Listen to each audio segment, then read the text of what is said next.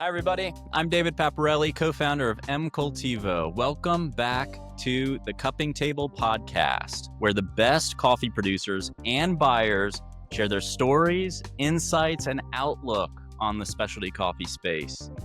My guest today really needs no introduction, so I'll try and keep this very brief. But today we welcome Wilford Lamastus Jr.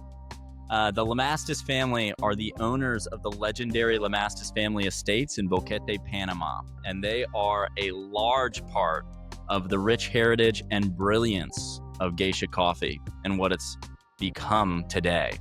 So, and that's not just in Panama, that's all over the world. So if you are interested in the future of geisha, turning a family farm into a luxury brand and keeping quality all the way to the cup, you'll want to listen to this episode.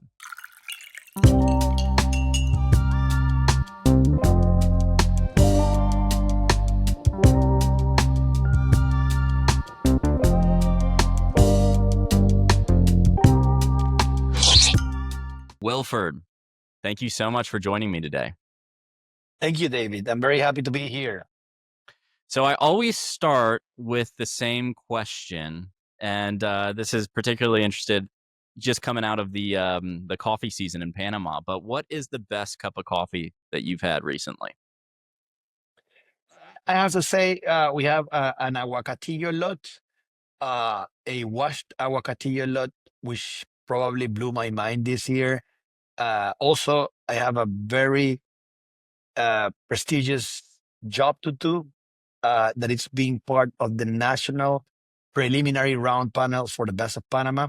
So I was able to taste some of the best coffees this year. And of course, everybody knows there were records broken. And of course, those coffees were amazing. Yeah, let me ask you about the coffees that hit the table this year at the Best of Panama, since you brought it up. The records broken on these are almost hard to believe, right? When you start talking about a 97, a 98 point coffee. I mean, this might be relatively common on the cupping table at Lamastus, but I'd be curious on, how do you put that into context for other people in the coffee industry? Well, honestly, when you see the scores of the best of Panama, you see record breaking scores whenever there's a coffee that was the favorite for the majority of the people that cupped it, uh, meaning that that specific coffee was better than the rest of the table for the vast majority, if not everybody. And that is a way that the median of everybody will achieve a record. But there's also years that you've seen that records have not been broken and that coffees uh, get to be the champion, but not necessarily with a record-breaking score, because there was another coffee in the table that for several judges was the favorite, but not the majority. So ends up in the second or third place. So it is something, when you add up the median, it is something very interesting to see when you see a record. But man, those coffees that you have on the table, whenever you hit 95, the coffee is already mind blowing. It doesn't matter how many geishas you've had in the past, 95 or 94 even, it's mind blowing coffee. Do the competitors and the cuppers, because you have two different perspectives, right? You guys are a producer that's also cupping these coffees. You also have dedicated cuppers, right, in this competition level. Do they view this the same way? I mean, is it move beyond 95 and it sort of starts getting more and more into preferences and subjectivity? How do you think about that as a There's cupper in the always competition? Great question. There's always coffees that will bring out a little bit of subjectivity, with specific profiles, or specific profiles due to processing. It depends. But having said this, the majority of the scoring uh, ranking, it is pretty similar between the more calibrated judges in the international panel and the national panel. So whenever the majority of the nationals have a ranking, and then you see the final ranking of the international judges, there's not necessarily big surprises on that ranking because it tends to be pretty similar with few differences, but normally not with the championship coffee. And is the scoring methodology, maybe just educate me on this. I'm sure everybody already knows this, but the scoring methodology, is it all related to CQI, the CVA, the new CVA stuff coming out? I mean, is this a Not yet. completely different method that you guys have developed? No, we use the old style of copying, the CAA's old style copying, which is the one that we have right now in our Cropster apps. Is the same one that we have for my farm, and many of the producers use it for their own farms with Cropster Origin, which is a great product. But we do not have we have not used the CBA yet.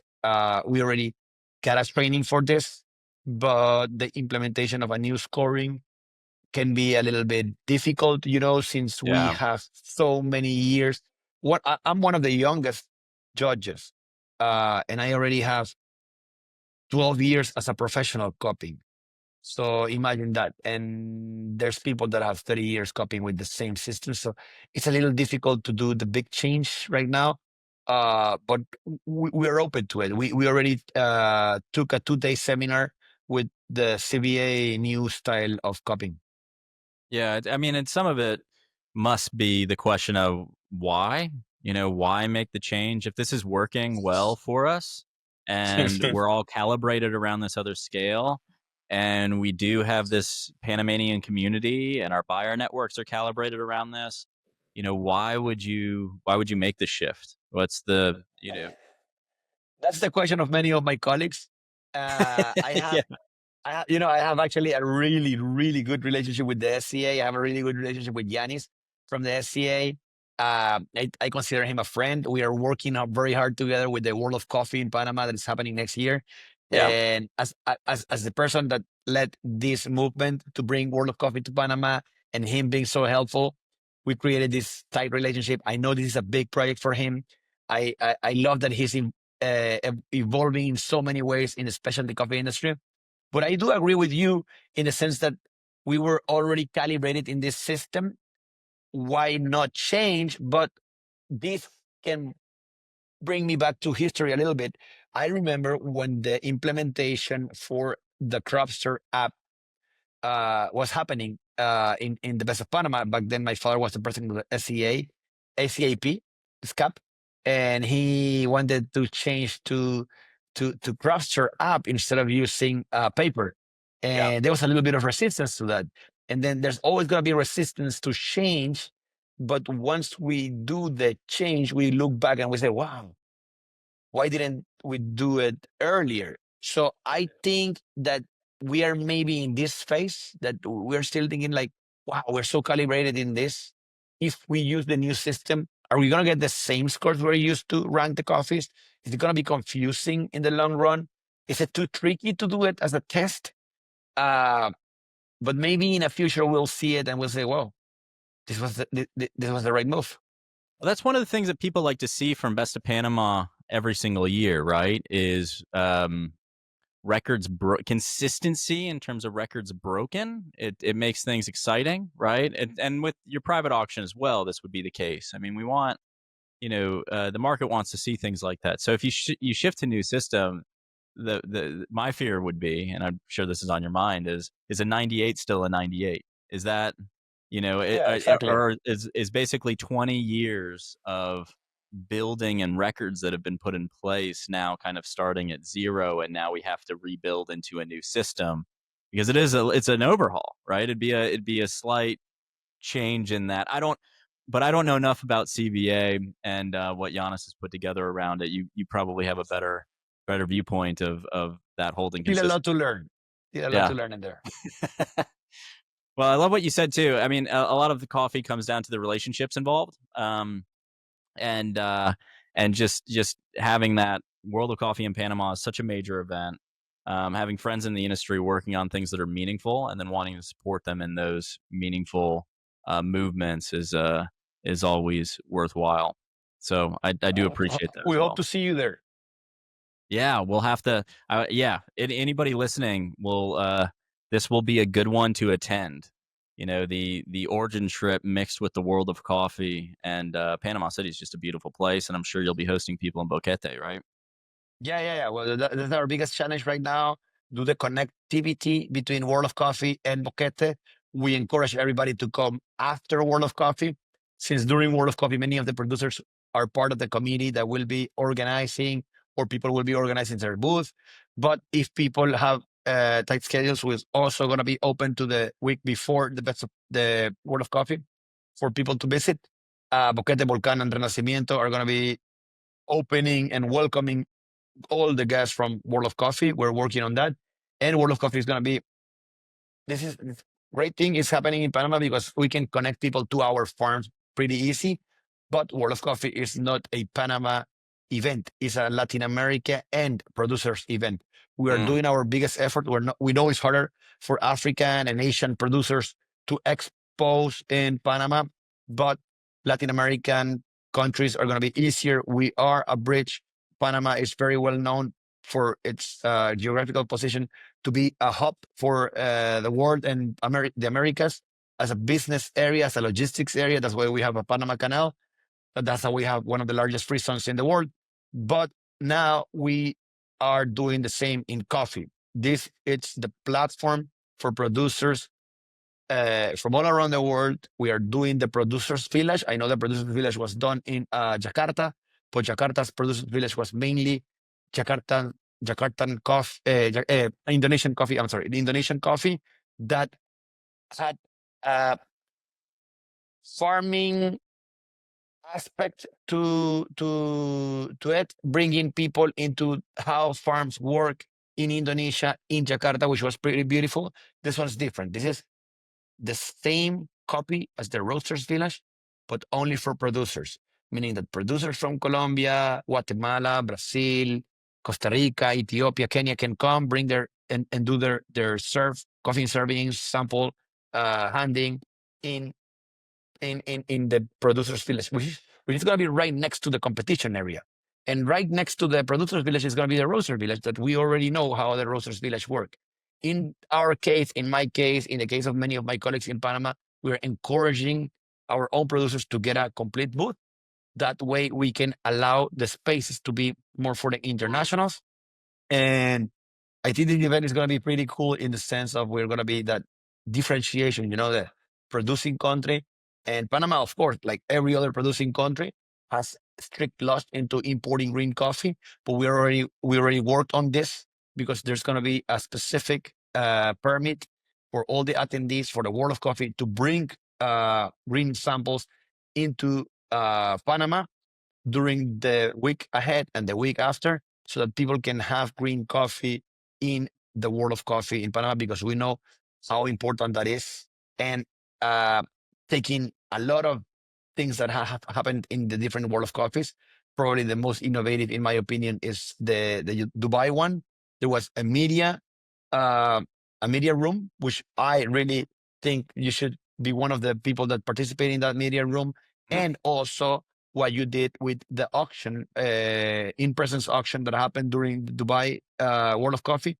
I think replicating a model like that in Panama might be a great thing, and doing like not focusing only on Panamanian coffees, focusing on many, many coffees in different parts of the world. I think that's going to be a great opportunity. Yeah, I agree. I mean, I think that at Dubai, it was a good opportunity to test a few of those models, but they know how to do it kind of big, right? Yeah. And put money into things like that. And so, but this is different, right? This is more of a you'll be welcoming people into your home effectively, Yeah. right? This is hospitality in Latin America, and you're used to traveling, 24 hours to get to a World of Coffee event, and now it's going to be in your backyard. That'll be, I'm assuming that'll be amazing for all these Panamanians who are so tired of traveling for the last 20 years, right? And the ones that are not able to travel, either Panamanians, Colombians, Costa Ricans, it's going to be so much easier for them to be in Latin America, in Panama, than to be in other countries. And there's so many direct flights from all around the world to Panama. Uh, And hopefully there's going to be one more in the next year. There's already news about Japan doing a direct flight to Panama. And for us, remember, we have all these things that I just mentioned, plus one important thing that many people know, but it's never too much to repeat it. We're going to have the World Barista Championship happening in 2026 in Panama. That was Yeah. a dream for me. That was the way I presented this idea to Yanis back in 2019. When I met him, I told him eventually I want to have a World Barista Championship in Panama. But before that, I need to create an event that can eventually host it. And that's how the idea of World of Coffee in Latin America started. There was no World of Coffee outside of Europe when we started this conversation. And now World of Coffee is a strong brand around the globe. Yeah, that's incredible. Is there any crossover with the Best of Panama competition? With We're going to have it. It's going to be in October. World of Coffee is going to be, Best of Panama is June. Maybe Earlier. we'll take it a little bit later in the year, but not as late. Yeah, it'll be an extra busy year though. Yeah, I did want to ask you on Best of Panama, getting back into that, because I know that auction is coming up and the competition is finalized and you guys are getting into the last rounds of this. But I'd just be curious on how important the Best of Panama has been for the Lamastus family, your growth, and where do you think the building of Panama Geisha goes to in the future with Best of Panama? So how important has it been, first of all, for you guys? I think the importance of Best of Panama is not mentioned enough. Best of Panama is we owe everything to the Best of Panama. The Best of Panama is what got us here. The Best of Panama is probably the reason why the specialty coffee industry is so strong around the world right now. Let's remember, Best of Panama started in 1996. It started before the Cup of Excellence. Best of Panama was a way to promote the best coffees produced in Panama because, we are moving towards doing something better in terms of quality. But how are we going to show the world this? So Best of Panama was the way to start. When Best of Panama started, it was only for bragging rights, for feedback, judges coming to Panama on their own time. Most of them were part of the board in the SEAA back then, and they wanted to help, but at the same time, some of them were roasters. So there was like a, business connection between them with bragging rights for the winners, feedback for the losers. But eventually because this is the most important thing of our industry, sharing knowledge is what changes everything. When you share knowledge with either your colleagues on your same country or your colleagues on other countries, it's the way you're going to succeed and go farther. Together we go farther. So alone we go fast. So, but not farther. So when Best of Panama started, then the COE started. And then in 2001, the Best of Brazil, that eventually became the Cup of Excellence Brazil, they decided to create an online auction. And we said, wow, what a great idea. Not we, because I was 11 years old. Like my father, his colleagues, they said, wow, what a great idea. And immediately cut on that. Getting that created a new way of exposing the coffees and at the same time adding value to the lots. Because now there's a bidding war. And the bidding war was great. Value was skyrocketing compared to the sea market prices and the market prices for the coffees in Panama. But once the geisha was shown in that competition, is what everything changed. And then there's a lot of factors that happened. Many of them were luck, many of them were patience, many of them were smart, of different people that allow us to have the geisha coffee. And probably most of the listeners already know the person that discovered geisha variety for its quality was Daniel Peterson. Before that, of course, agronomists knew about geisha coffee and many people in the agriculture industry, but it was mainly for agricultural reasons, not for market reasons or for quality reasons. Yeah. So he found this in one of his farms. He was lucky enough to have it in his farm, but there were other producers that were lucky enough to have it in this farm. So his patience and his wanting to research what each variety in that farm, even the ones that he knew and the ones that he did not knew, what they could offer, allow us, everybody else, to be able to witness these great coffees. So he was patient enough to say, this coffee looks different. It's not as productive as the rest, but we're going to continue betting on them in the late 90s. And then by 2004, when he gets to have a full crop, decent enough quantity, he cupped it and said, wow, completely different. And that difference allowed him to compete, win, and then, went so high in the auction. And of course, when we compete in a Best of Panama competition, Lamastus, and probably the rest too, our winning or our record scoring, breaking a record in scores or breaking a record or winning the first place, it's the main thing as a producer, as a competitor. Yeah. But the world sees this and understands what happened once the auction happened. Many people know about Best of Panama results in 2025, but everybody's gonna know about Best of Panama result in 2025 after the auction. Right. If there's a record breaking, which I think it's probably very likely to be a record. Don't jinx it. No, I think it's unjinxable because this record points the family that got it. Everything connects to be the moment. But these headlines are mostly attached to the dollar amount of the coffees. And then many people will question these prices and say how crazy it is. And there's many negative comments sometimes. It brings a lot of attention. Yeah. But it adds value. It adds value to the industry. It added value when it was $21, and it added value when it was $10,000. The number, of course, it changes a lot of things, the number, but the symbol of the $21 a pound and the $10,000 a kilo that happened between 2004 to 2024, in those 20 years, the number, even if it's so different, the symbol is the same. I can even say that the $21 symbol was even more important because it brought so much hope.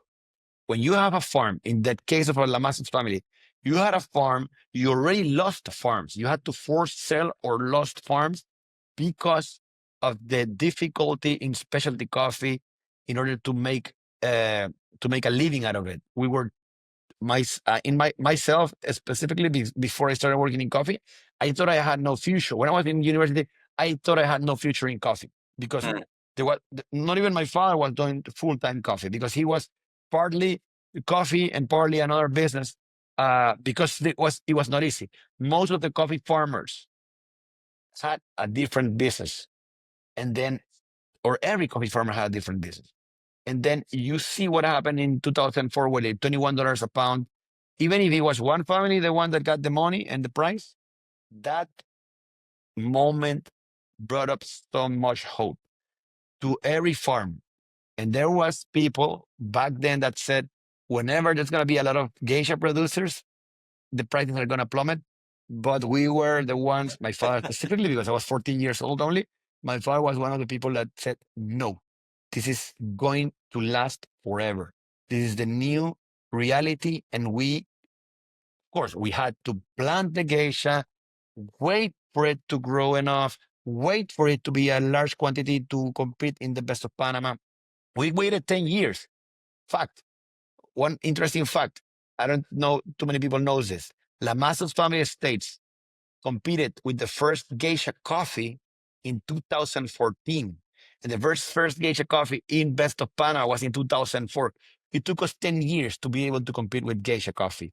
Wow. But even with that long time, we had hope that this variety was going to change our livelihoods. And it did. And of course, we can say that today we're in a better economical position than we were 10 years ago, but the reality is everybody around the industry is better. Do you Everybody, remember? including tourism. Yeah. Do you remember the question? I mean, so something like that happens, and in hindsight, it seems really significant, right? Because it's $21 a pound to, well, last year you guys sold a coffee at $13,000 a kilo, right? That's a massive shift and a long journey. But do you remember the questions and the doubts that were in kind of your family's mind or other producers' mind? Is this a flash in the pan? Is this a fad that's just going to die? I mean, what were the I do remember this big time. Do remember even buyers saying this is not going to last too long. Our markets are not for this. There's going to be a few people, but continue producing typical coffee. That's what the market likes. I remember a Japanese saying this, a Japanese buyer. And I was in school. My father picked me up and he took me to the airport. We sat down in the Kotowa at the airport. My father, uh, another producer, from Volcan, and myself, we sat down next to this Japanese buyer, and I was in school. I was in school uniform. My father did not have enough time to take me home and then go back to the meeting, so he took me with him. And I listened to this guy. I'm never gonna forget his word. He said, "Geisha coffee is not for our market. Japan, our market likes typica coffee. So continue working on that. Geisha coffee is fine for a little bit, but typica coffee is what we want." Look where we are now. One of the good things about my father is when he has a goal in mind, he's not going to lose it. I think that sometimes that can be a little bit tricky, but in the majority of the times, it's very special and very good because it doesn't allow him to quit. And many people were very pessimistic about this. Many producers said, "Oh, this is happening now because there's not too many producers doing it. It's only one family." And then there were two. "Oh, no, it's not too many families." And there were three. "No, not too many families." And now there's a bunch of coffee farmers doing geisha coffee all around the world, not only in Panama, with excellent quality in many countries. And the prices are still getting higher and higher and higher. Do you think what Panama did over the last 20 years or so is something that can be replicated in other places? Of course, I think that there's a lot to replicate. When people ask me, does Panama have the best coffee in the world? I say, yeah. Right now, if you see the scores, if you see the prices, you can tell it's the best coffee in the world. Does Panama have the better conditions to grow coffee in the world? I don't know. I know it's unique. We have a lot of factors that are unique in our climate, in our soil, in our geographical position, but I don't know if it's going to be the best option. What about Peru? I put out Peru as an example because Peru is a very interesting country in everything around culinary. What about Peru? Maybe Peru has a better conditions than Panama to grow coffee. We don't know. But there are a lot of factors that play into what we did and what we continue doing that allow us to be so good. The most important one is collectivity, sharing knowledge, doing it together. Producers, yeah, of course, sometimes we get into discussions, in heated discussions. Sometimes we are not happy with this or that. Sometimes we don't agree with what our colleague did. Sometimes we, uh, you know, but in the long run, we work together. How many times we've shared knowledge with producers like Esmeralda, Carmen State, Finca Nuguo, Finca Sofia, and Kotowa, and many more. We have shared knowledge so many times with other producers. The new ones approached us, and we're always open. The older ones we shared together because we are from the older ones. You know, at the beginning, the first three people that started with SCAP, it was my father, the Peterson, and the Coiners. So, and then a few others came together. But So we are one of the older ones in this thing in specialty coffee in Panama, but we're always open to share knowledge. And sometimes the new ones learn something else because probably in their position as that they are starting, that they share back. And this has the beauty that have allowed us to go so far as producers. Yeah, and how do Um, you balance that? Because you guys are obviously very competitive as well, yeah, right? of course. You want to win. You want to produce the best coffee. You want to sell coffee at the highest price. You want to have the best brand too. I mean, this is part of being a private auction. Is okay. Lamastus Family Estate is a brand in its own right. It's not just Specialty Coffee Association of Panama. It's also Lamastus. Lamastus has its own market, its own audience, its own brand. How do you balance that? Need to be competitive and need to be the best with this cooperation and knowledge share. First, understanding where you came from, understanding how you got there. Never forgetting that the best of Panama is the reason why Lamastus Family Estates it is what it is right now. And best of Panama, it's also SCAP. My father came with an idea to start doing a specialty coffee commission in the in a guild of different products, like non-conventional products that he was part of in the 90s. He came with the idea, let's start working on the specialty coffee commission. And few of his colleagues said, let's do it. And they had so much pushback from other producers and even from family members. So the way he put in so much to create this, and the way it was difficult for him and the first few to bring new people, and where we are now, we cannot forget this. So we have to always keep on fueling the best of Panama, the Specialty Coffee Association of Panama, because it is our motor, it is our platform. It is what got Lamastus Family Estates to be what it is. I always tell people, there's Panama Geisha, because Panama Geisha is a brand that was created in 2017. The idea of Panama Geisha was more to, give out the luxury style of the specialty coffee of Panama with a specific brand. And I always tell people there are brands that are stronger. There are brands that are stronger than Panama Geisha, and there are brands that are not yet stronger than Panama Geisha. But Panama Geisha makes everybody strong. It is up to you to become stronger than Panama Geisha, but never ignoring the fact that you got there for Panama Geisha. And even there are farmers that have created and built strong brands, not being part of the Specialty Coffee Association of Panama or not being part of the Best of Panama in their lives. But of course, they have to have great coffee and they have to have a platform. But these producers have taken advantage. No, I'm not saying in a negative way, in a positive way. They have taken advantage of Panama in their names, of course, when they put Panama in their origin, and geisha or geisha, whatever they want to call it in the variety name. These two words are strong enough that allow them to go farther, and they these two these two producers mainly. They have also, of course, achieved great results in barista competitions, Brewers Cup, but already having that Panama geisha name allowed them to be strong as brand. It's a platform, right? It's a platform, and we need it, and we cannot abandon it. And whoever thinks abandoning it is good, I'll give you a few years. Yeah. Yeah, it is an interesting balance of, okay, we kind of all have to work together and hold to this idea of Panama Geisha. And there are standards to that, right? And I think the Best of Panama competition and the auction that you guys put on every year kind of naturally constructs the standards and challenges the standards of what Panama Geisha is, right?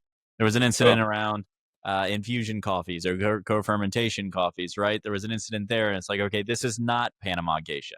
We can say that. And I want to take advantage of you saying this because I think that infused coffees are a way to create a coffee that will help a lot of families make a better livelihood in their own businesses, in their own Yeah. farms, add value to it. And I think I am very pro you doing what you need to do in order to make a better living. Of course, if it's legal, but in the terms of infused coffees, I'm never gonna tell you don't do it.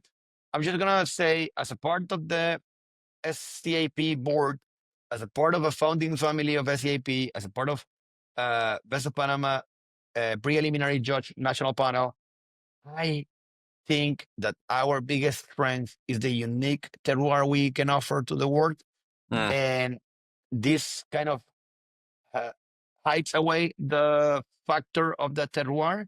So it is not truly into the heart of the competition. We never thought this was going to be a situation. It was. So we ruled it out. Well, of course, it was in the rules. It was in the rules because in the years coming next to it, we saw it in different other competitions. But I don't think. So and I'm going to say this completely open and honest. I have a lot of colleagues that do use this, but I'm not in agreement with this. Do you know the sticker that people carry around that says infused and then it crosses out? Yeah. Yeah. I don't like that. I don't like that. I don't think that infused coffee uh, has a spot in the Best of Panama competition, but I'm not gonna use a sticker that says infused and cross it out because I think that that's a way of many people doing business. I was actually uh, lucky enough to be invited in Korea, in Seoul, to a cupping for infused coffees. It was different producers from Colombia. They were open about it.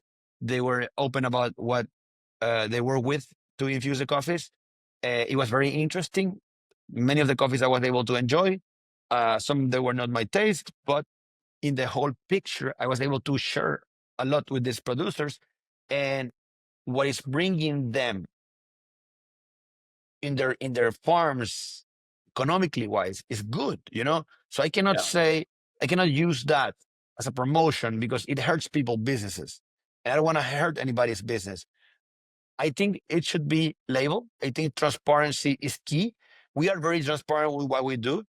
If any of our competitors, any of our buyers, or any visitor whatsoever wants to see how we do coffee, they're welcome to come into our farms. Our farms are open. We don't even have a gate, and you can see how we ferment the coffee, how we dry the coffee. Sometimes our colleagues come to the farm and say, "Hey, I want to see specifically how you dry the coffee." Come, welcome. I want to see specifically what fan you're using to do the darkroom dry. Come, welcome. And I can tell you who sold it to me, and I can give you the phone number of that person, or And why do or you? the fermentation reactors that we worked on. My father worked on with Jorge Estrada. They are now used in different farms. We are open to this. People say, "Oh, why don't you patent this?" Because I'm not in the business of patenting. I'm not in the business of, uh, you know, holding things. I'm in the business to make better coffee. And if others can make better coffee, it's gonna be better for the market in the long run. We would have never got to $10,000 a kilo in the West of Panama and $13,000 a kilo in our private auction. We would have never gone so far if others would have gone far enough to push us there. Yeah, why do you think that? I mean, I don't want to get into a whole co-fermentation thing, but I do want to ask you why do you think that it is such a controversial topic in the industry? Why are people so quick to kind of recourse and or recoil when they taste it or hear about it or are around people that do it? Why that aversion? So you have to remember, for you to, first of all, you have to be blessed with a specific land to be able to grow high quality coffee. Once you have that, there's a lot of factors you need to take care of: fermentation, drying, storing, everything else around it.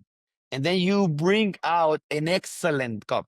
Let's say you brought out an excellent anaerobic natural geisha coffee from a 1,800-meter coffee farm. The coffee tastes like fruits, flowers, but it's subtle. It's subtle like every coffee. But then somebody brings a coffee that tastes like watermelon. Very easy. And then people get protected because how hard it was for me to do it this naturally. And then this other farmer did it, So co-fermenting they feel like it's easy as that. cheating. So it feels like it's cheating, but I think it's a different product. It's a Yeah. different product. It's not cheating. In my opinion, it's a different product. Uh, but when it comes to competition, the competition has a goal, and the goal is to showcase the terroir. So in Best of Panama, I am very protective, but in the market, I'm very open. Yeah. Of course, there's another important reason, and this goes mostly from the people that are not transparent of the way they present the coffee. When you have a coffee and you tell a new person, because we are still very niche as an industry, we are still very few people that understand specialty coffee. And when you have somebody and you tell that person, here, have a cup of this coffee, and then they have a cup of coffee that tasted like watermelon and strawberries, and they say, wow, this is tasty.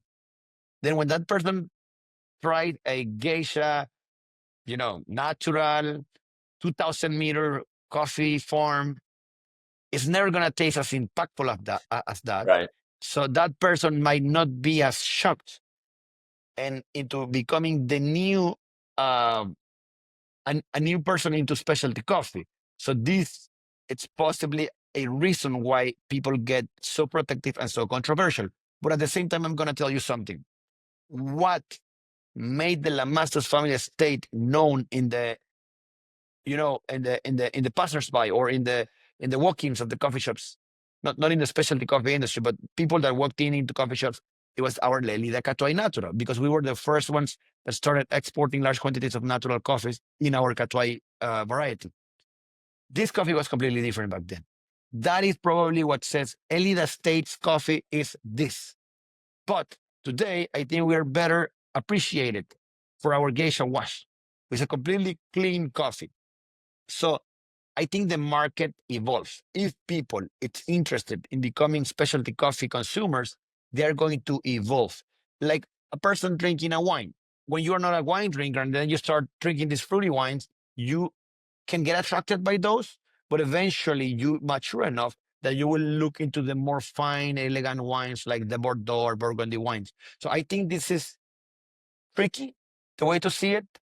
I'm not scared about the existence of the infused or core fermented coffees.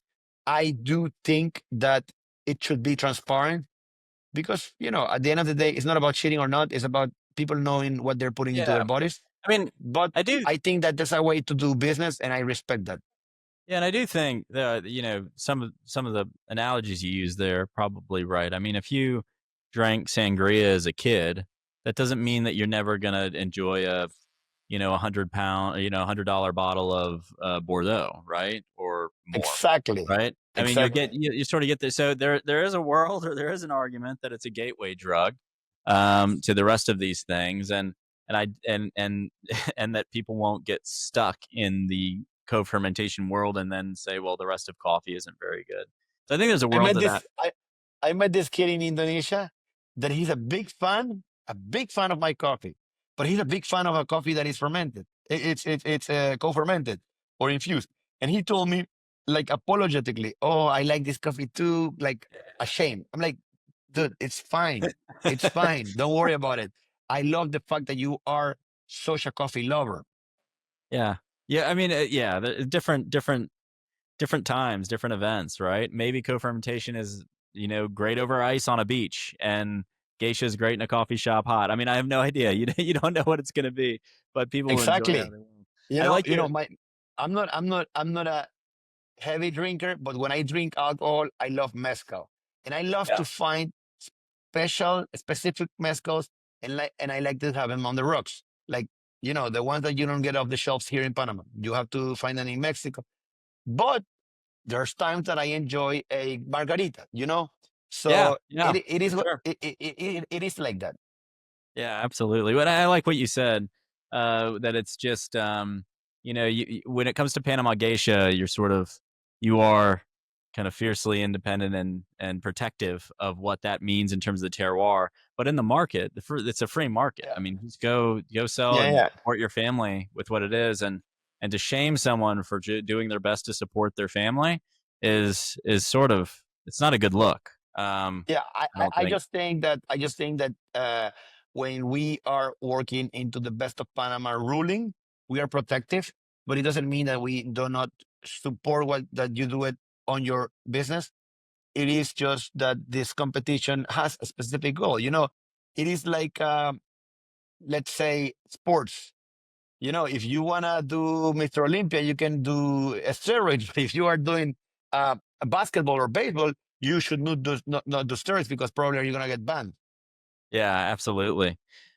So it's a great another great analogy. So I wanted to ask you this because I visited your farm, or your farms, I guess I should say, the estates, 2 years ago, I think it was year and a half, 2 years ago, and this was the first time walking around the farm with your dad, that he started really talking a lot about this idea of coffee, almost not as specialty coffee, but in this idea of this, it's becoming this luxury class, right?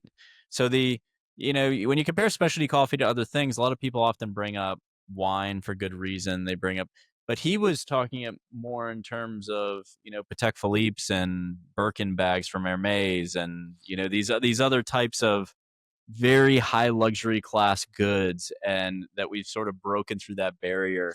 One, I'd be curious on your opinion on that. Is there a luxury class in coffee now that's distinct?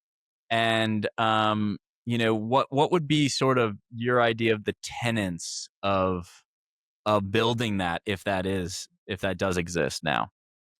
I wanted to. I want to say. I want to be. I think we have a little bit of time of this. My father submerged into this idea. He reads about this. He reads about the luxury products, about the luxury market, about how it behaves. Recently, uh, we never thought about geisha coffee being luxury. Our colleague, Roberto Brenes from Auromar, he's primarily a banker, well-known banker in Panama.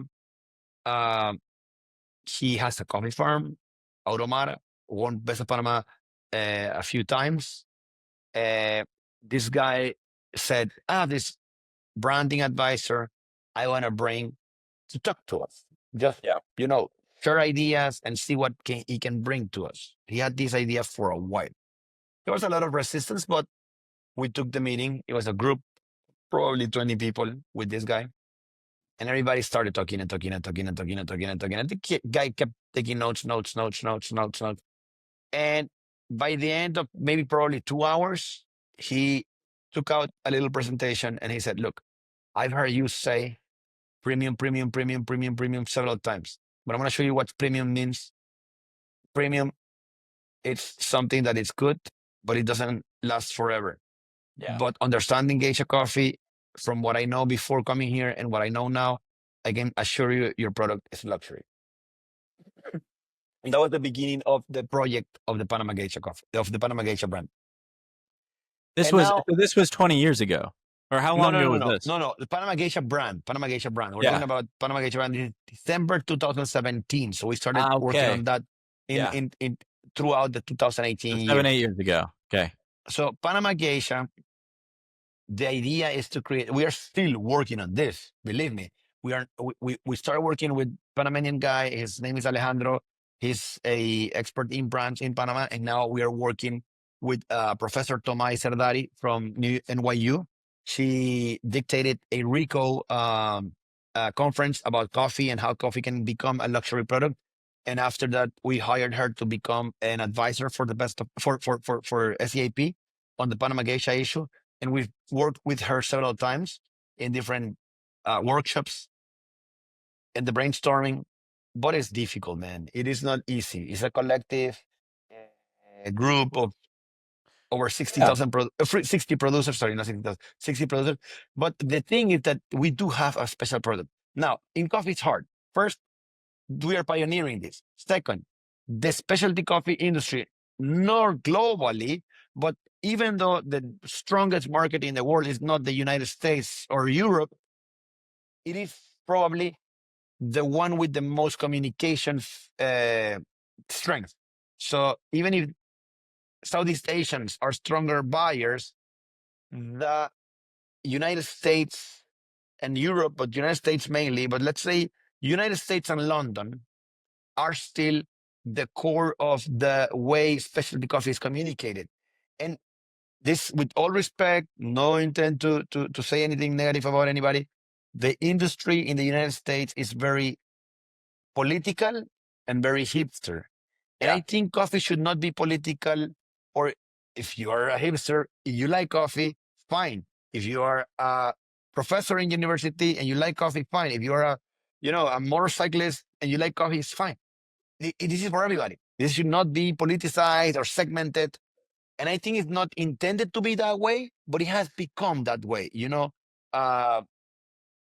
naturally. And cities like San Francisco, cities like New York City, the coffee shops, the neighborhoods, it became political.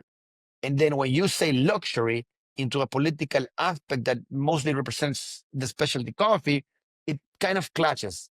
And then there's a lot of, is it fair? When you talk about fairness doesn't mean that everybody should be doing the same. But if I'm better, David, you as our auction provider are going to be better. And if you are better, your team is going to be better. And then our workers are going to be better. And then our neighbors are going to be better. And then the taxi driver in my town is going to be better. The restaurant owner is going to be better. The hotel owners are going to be better. So I think that even if we put our efforts together to make it stronger into luxury, it is going to be better.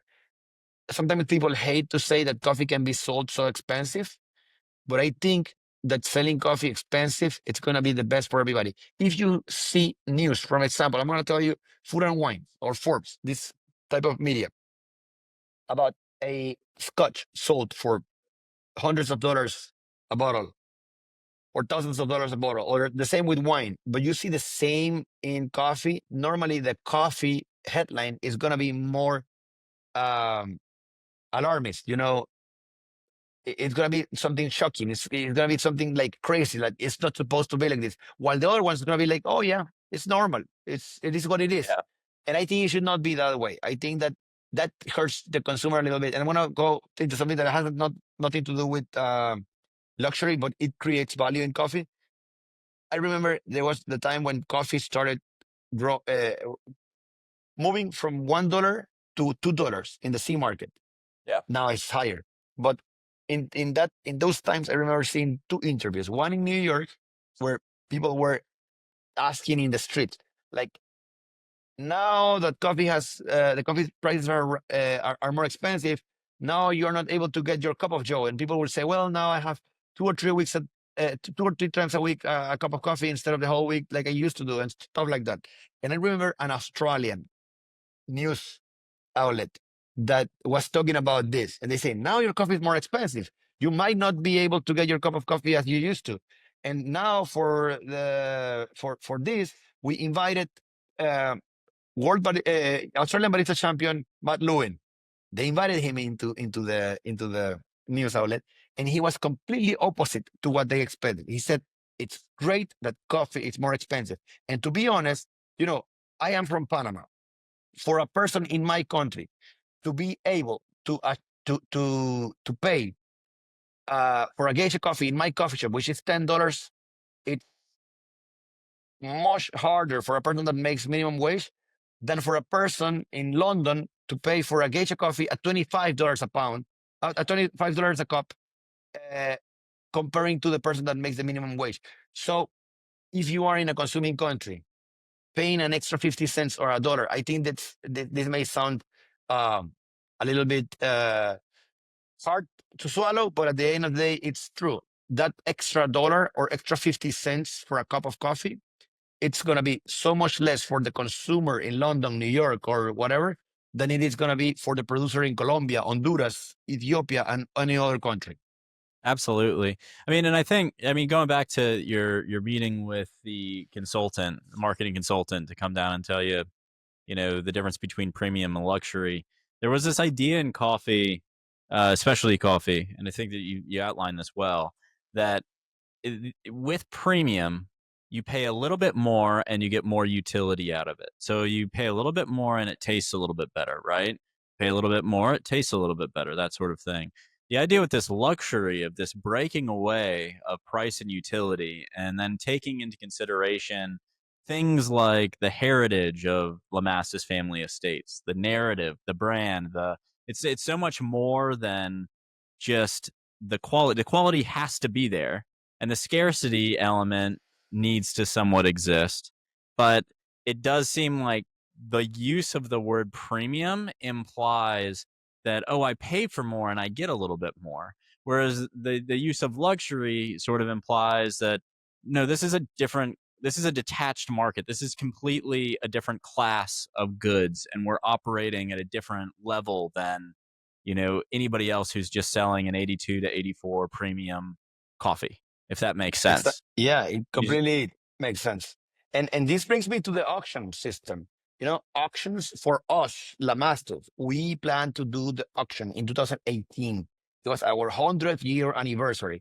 Our plan was the following, because back then one Panamanian farmer made an auction and then they stopped doing it. And we said, wow, doing an auction and not continue doing it may sound or look as a failure.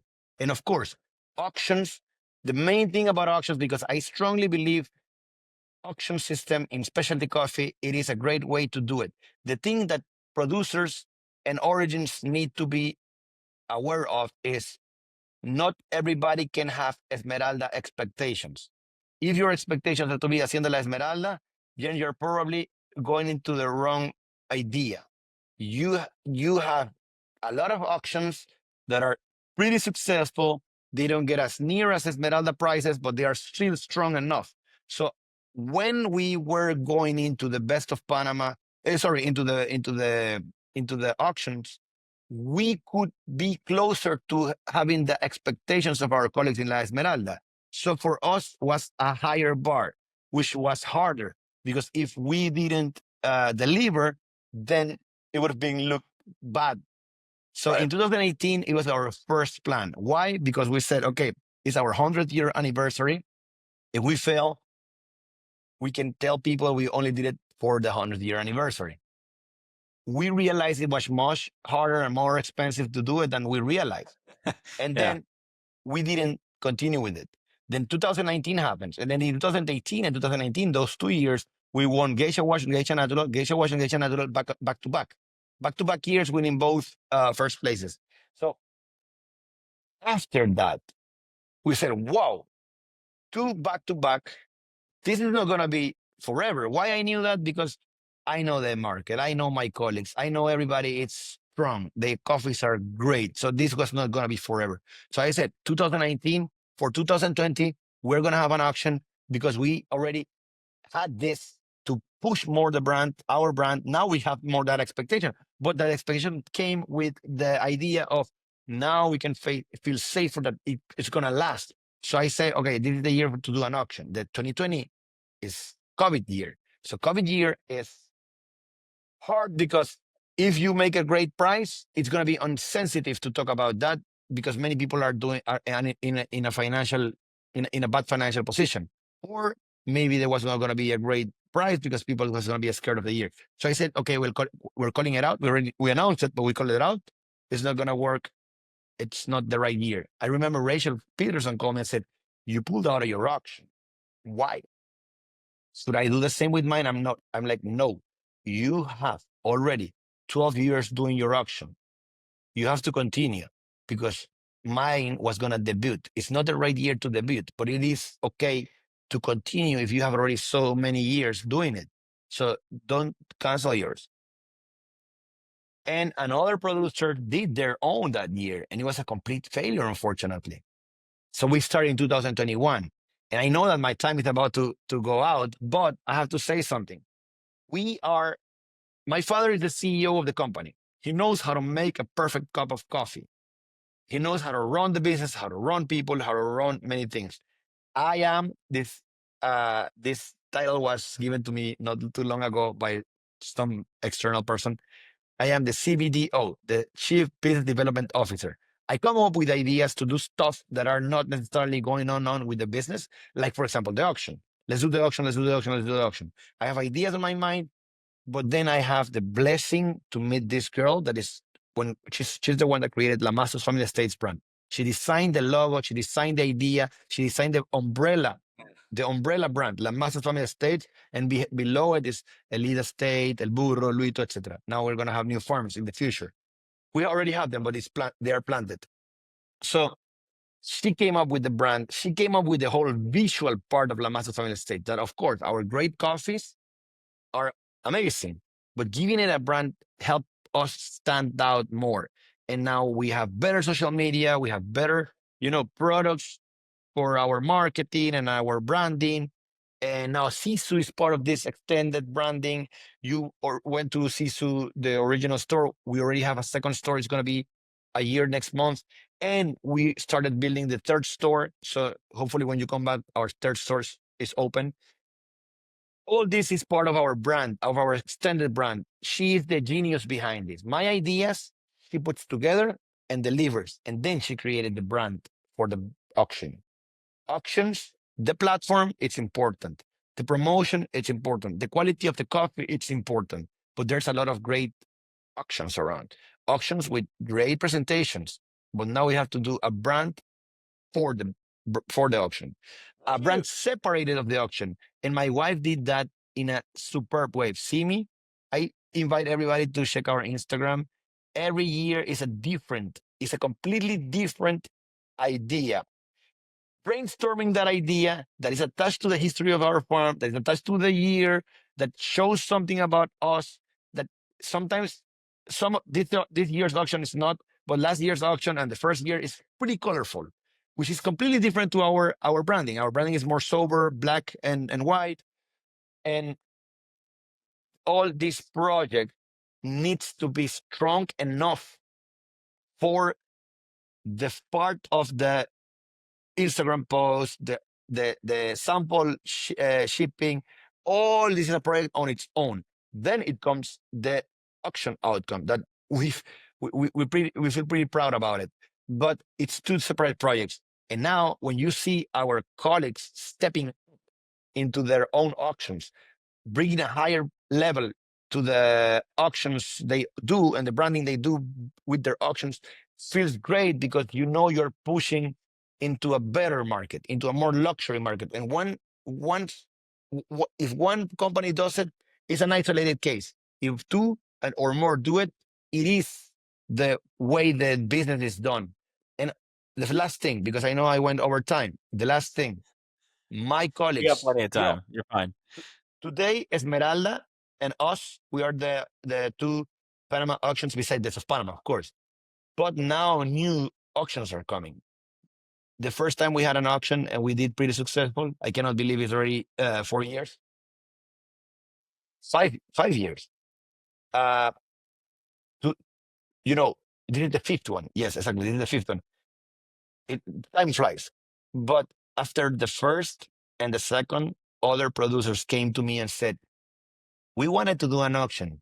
You guys did an auction, but I think now it's going to be too many. I'm like, no, it's never going to be too many. If you do it and the other one does it, it's going to show the market this is the way to create luxury coffees. It's going to push the market farther and farther higher. So I believe that more producers should get into the auction. Now, it is very important to have accountability and to understand that not everybody can expect Hacienda La Esmeralda outcomes, but everybody can expect a successful outcome. And I'm very open to help producers going into the auction system. And everybody has their own unique, everybody has their own unique brand, their own unique family history, their own unique style, put that into a great auction project, and we're all going to be successful. Yeah, we're seeing that on our side as well. There's this sort of seems to be this. I don't know if you describe it as a chasm, but there is a formation of this private auction idea. And it used to be very small, and now it's sort of the question used to be, well, why would I do my own auction if I put one lot into a national auction, right? I'm already in Best of Panama. Why do I need my own auction? And isn't that too many? And now it almost seems to be the reverse of, hey, in a lot of countries, I'm not saying it's this way in Panama, but in a lot of different countries, it's, well, I'm doing, I'll just do my own auction. So my Yeah. coffee, my brand, my promotion, I can do this on my own and I'll promote myself. And so it kind of begs the question of, if that environment is now creating, we're doing 10 more private auctions this year, 20 more private auctions this year than we did the year prior, and that continues to grow.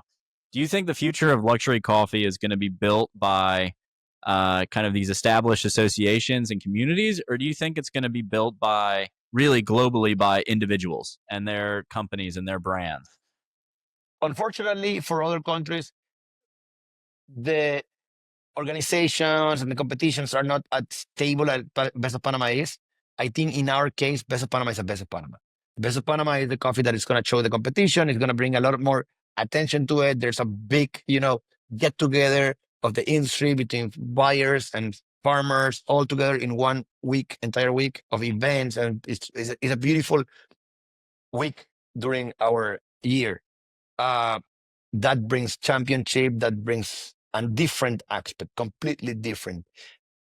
Our own auction is not about breaking records. We are happy that we've broken the records a few times in the private auction aspect, but we are not here to break records. We are here to strengthen our brand, Lamastus Family Estates and Panama Geisha, because every time we do something great, it also strengthens the Panama Geisha brand. Great And point. Yeah. others are,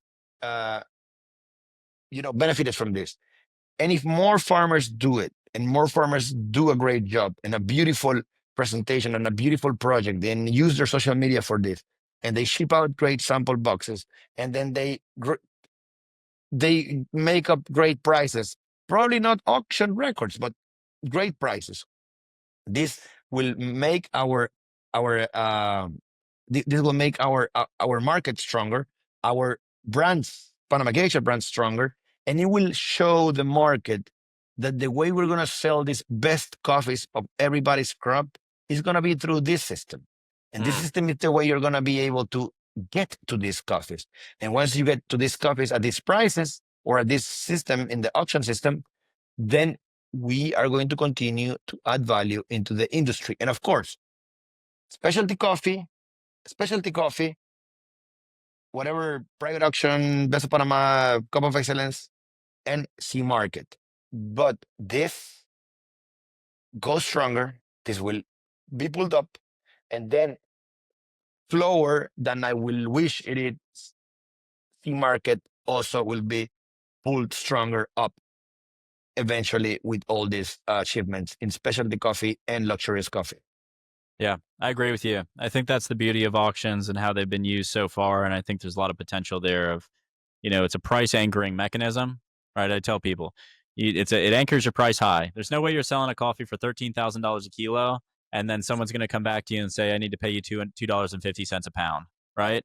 It's like it doesn't make sense, right? So it's price anchoring. People use it as research and development, right? So I want to try new things. I want to try new things with my brand. I want to use colors instead of doing black and white. I want to do that. I want to try these fermentation methods. I want to try these varietals, that sort of thing. And then it is such a good way, and you guys have capitalized on this, but it is such a good way.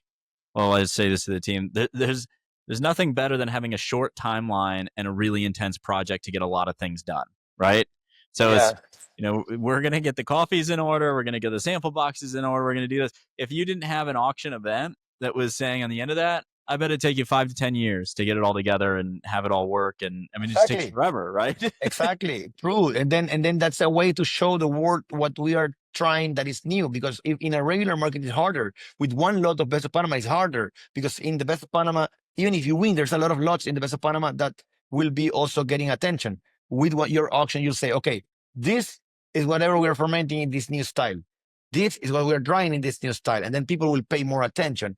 And my father has excellent ideas. He always says we are designers of coffee flavors. And my wife is a graphic designer. So she has bring she has she knows how to bring all whatever he talks about often.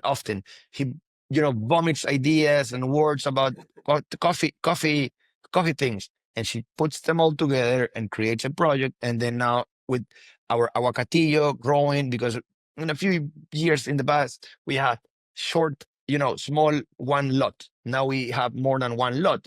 And then he's all excited about, wow, Aguacatillo is now getting more coffee. And eventually, soon enough, we're going to be able to compete in Best of Panama with Aguacatillo. And now we have more to offer in the auction. And then she's like, now I'm going to talk about elevation. So that's why she decided Axis of Elevation. This year, it's the first time she says, I'm not going to show you anything. You're just going to, you need to give me the freedom, give me the lots, and I will work on it. So my Took wife, 5 years to get there. but she's a branding genius. She's a branding genius, a design genius, and we're very fortunate to have her in our team. But if you don't have a Simi in your team, find a company that does it and work with them. And then also producers, if you are hearing this and you have old enough kids, use their new abilities into your own company. Don't expect them to be like you. My father and I, we cannot be more different. We are very, very, very, very different. The only thing that we have in common is the level of passion we have for this, but it's very different. And then he has so many strengths that are not my strengths, and I have so many strengths that are not his strengths. So we put them together. What can I do on my skills to make this company better? And I put them into work. And my father brings me or opens to my ideas, knowing that those are not his strength. And I continue to learn from him because I'm the next generation on whatever he's strong. But I know where he knows better than I do, and I allow him to work.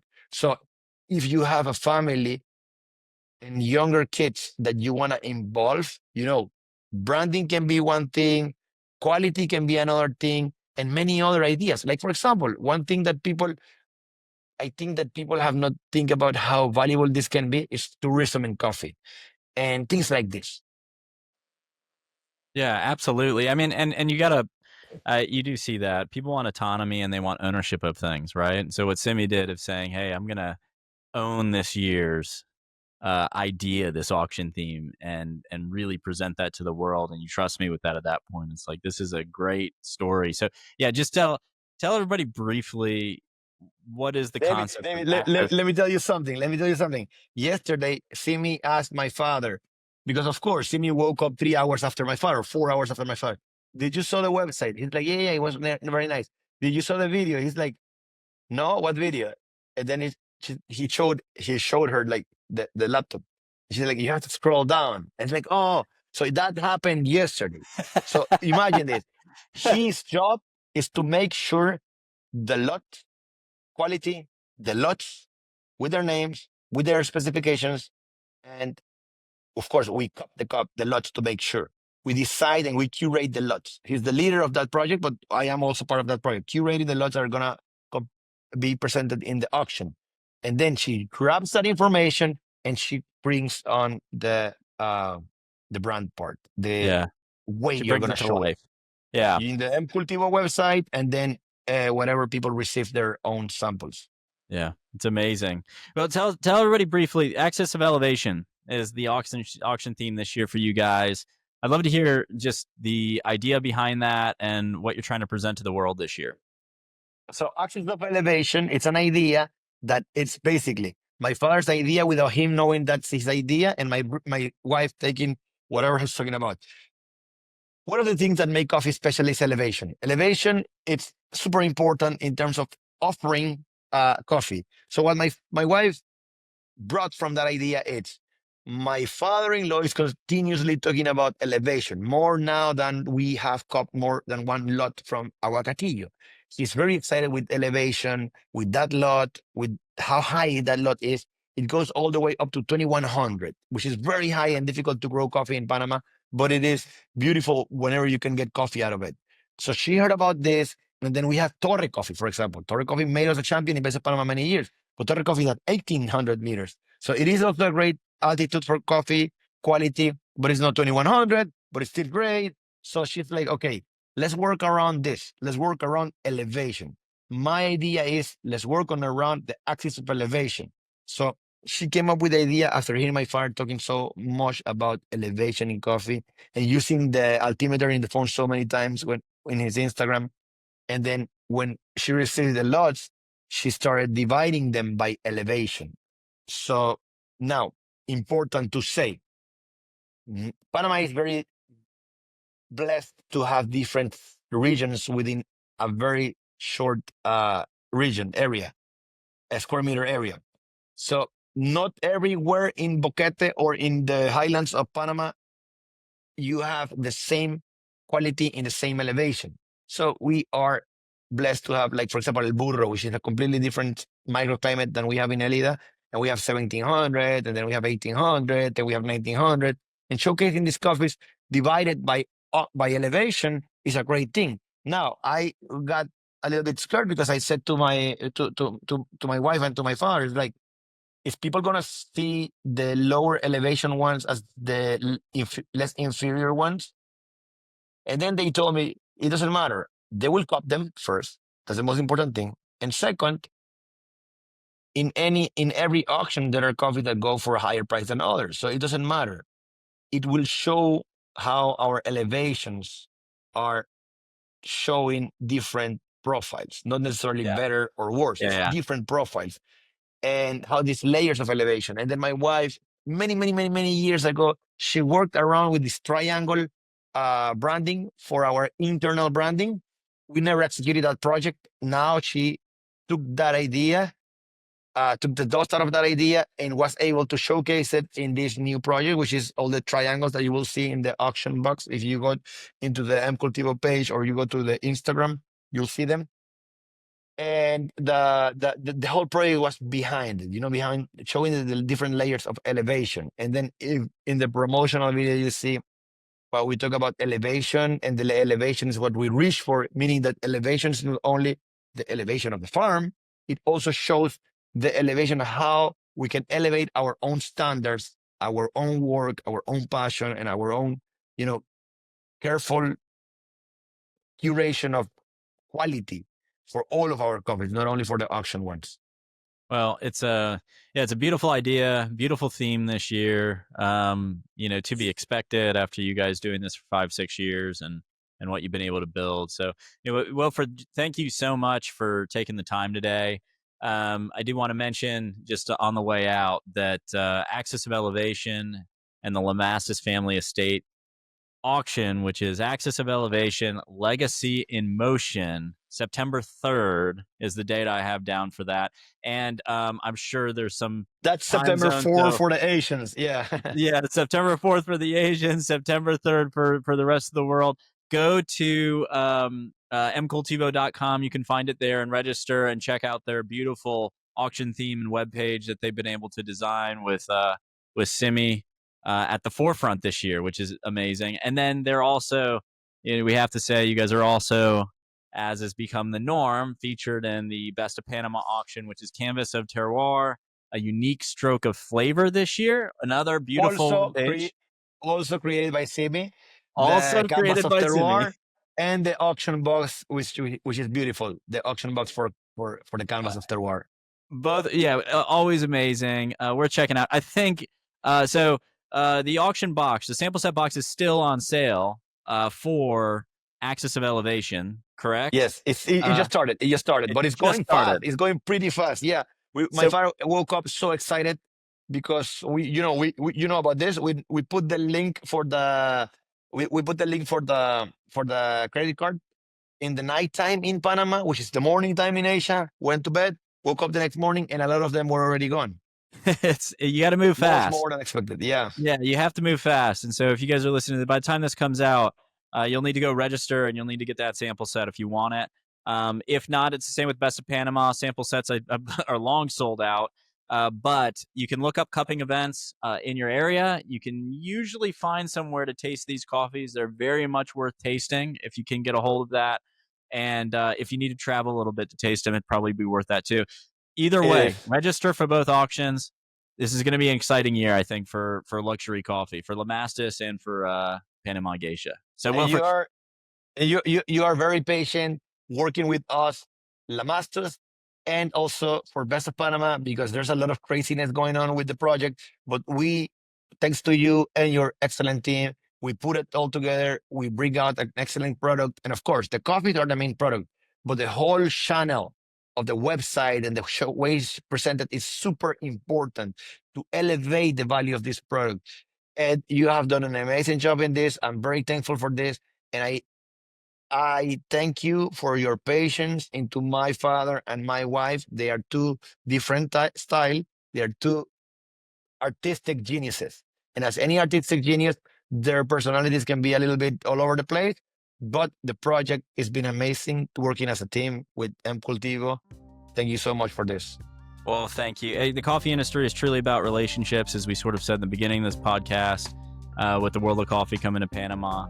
And we can't do this without you guys, and we just love being a part of it. So thank you for giving us the opportunity. We're truly blessed to be able to fulfill this role as kind of auction host, auction house in the industry. It just means a lot. So thank you for trusting us to do that. Thank you. Anyway, Wilford, gotta let you get on with your day. So just thank you again, and we will talk to you soon. I'll definitely see a World of Coffee Panama in 2026, and but I will hope to see you before that. Yeah, of course. Thank you so much, David. It's been great being here.